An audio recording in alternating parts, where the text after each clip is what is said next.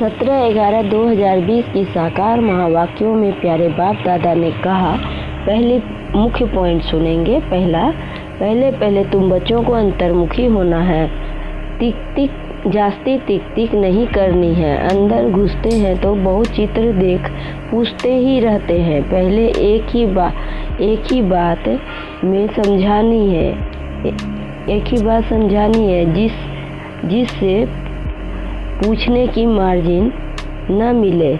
पहले तो एक बात पर निश्चय करो कि हम आत्मा हैं। दूसरी पॉइंट में बाबा ने कहा, पहले तो निश्चय करना, सारी दुनिया को पता ही नहीं है कि गीता का भगवान कौन है। वह कृष्ण के लिए कह देते हैं। हम कहते हैं परमपिता परमात्मा शिव गीता का भगवान है, वही ज्ञान सागर है, मुख्य है सर्वशास्त्रों गीता भगवान के लिए ही कहते हैं ना। हे प्रभु तेरी गतमत न्यारी है, कृष्ण के लिए ऐसा नहीं कहेंगे। तीसरी पॉइंट में बाबा ने कहा, याद में ही मेहनत है, याद से ही तुम्हारे में शक्ति मिलेगी। तुम्हें उल्लास में भी रहना चाहिए कि हमें बेहद का बाप से बरसा लेते हैं। चौथी पॉइंट में बाबा ने कहा, याद की यात्रा पर जास्ती फुर्ना रखना है, यानी फिक्र रखना है। तुम रूप भी हो, बसंत भी हो, छोटी सी बिंदी हूँ और फिर ज्ञान के सागर भी हूँ। तुम्हारी आत्मा में सारा ज्ञान भरते 84 जन्मों का सारा राज तुम्हारी बुद्धि में है। तुम ज्ञान स्वरूप बन ज्ञान की वर्षा करते हो। ज्ञान का एक रतन बहुत वैल्यूबल है। इनका वैल्यू दुनिया वाले कर न सके। एक रतन लाखों रुपया का है। फिर पांचवें पॉइंट में बाबा ने कहा, बाप कहते हैं माँ में एकम याद करो, बहुत प्रेम से बैठ समझाना है। बाप को याद करते करते प्रेम के आंसू आ जाना चाहिए। सभी संबंध कलयुगी है। यह रूहानी बाप का संबंध है। यह तुम्हारे आंसू में भी विजय माला के दाने बनते हैं। सुनेंगे। बाबा ने कहा, मीठे बच्चे बाप आए हैं 22 दुनिया बनाने, तुम्हारे कैरेक्टर सुधारने। तुम भाई हो तो तुम्हारी दृष्टि बहुत शुद्ध होनी चाहिए। फिर बाबा ने प्रश्न में कहा, तुम बच्चे बेफिक्र बादशाह हो, फिर भी तुम्हें एक मूल फिक्रात अवश्य होनी चाहिए। कौन सी? उत्तर में बाबा ने कहा, हम पतित से पावन कैसे बने, यह है मूल फिक्रात।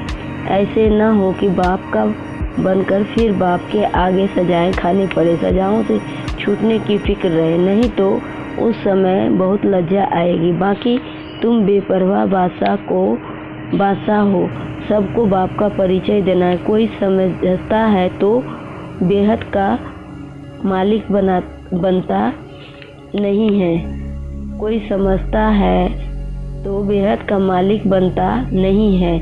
समझता है तो उसकी तकदीर, तुम्हें परवाह नहीं। बाबा ने कहा कि विश्व का मालिक बनने का रास्ता बताते हैं। दान करते हो तो कौड़ी से मनुष्य को हीरे जैसे विश्व का मालिक बनाते हो। भारत ही विश्व का मालिक था। तुम ब्राह्मणों का देवताओं से भी उत्तम कुल है। यह बाबा तो समझते हैं। मैं बाप का सिकिलदा बच्चा हूँ। बाबा ने हमारा यह शरीर लोन पर लिया है। तुम्हारे सिवाय और कोई भी यह बातें समझ न सके। बाबा भी हमारे पर सवारी हुई है। बाबा की भी हमारे पर सवारी हुई है। हमने बाबा को कुल्हे पर बिठाया है, अर्थात शरीर दिया कि सर्विस करो। उनका एवजा फिर वह कितना देते हैं जो हमको सबसे ऊंच कंधे पर चढ़ाते हैं, नंबर 1 ले जाते हैं। बाप को बच्चे प्यारे लगते हैं तो उनको कंधे पर चढ़ाते हैं। माँ बच्चे को सिर्फ गोद तक लेती है, बाप तो कंधे पर चढ़ाते हैं। पाठशाला को कभी कल्पना नहीं कहा जाता है। स्कूल में हिस्ट्री ज्योग्राफी पढ़ते हैं तो क्या वह कल्पना हुई? यह वर्ल्ड की हिस्ट्री ज्योग्राफी है ना। फिर बाबा ने कहा, अच्छा मीठे मीठे सिकिलदे बच्चों प्रति माता पिता बाप दादा का याद प्यार और गुड मॉर्निंग। रूहानी बाप की रूहानी बच्चों को नमस्ते। हम रूहानी बच्चों की रूहानी बाप दादा को याद प्यार और गुड मॉर्निंग। और नमस्ते नमस्ते सदा रहो हंसते, बन जाओ फरिश्ते, चलते रहो परम धाम के रास्ते।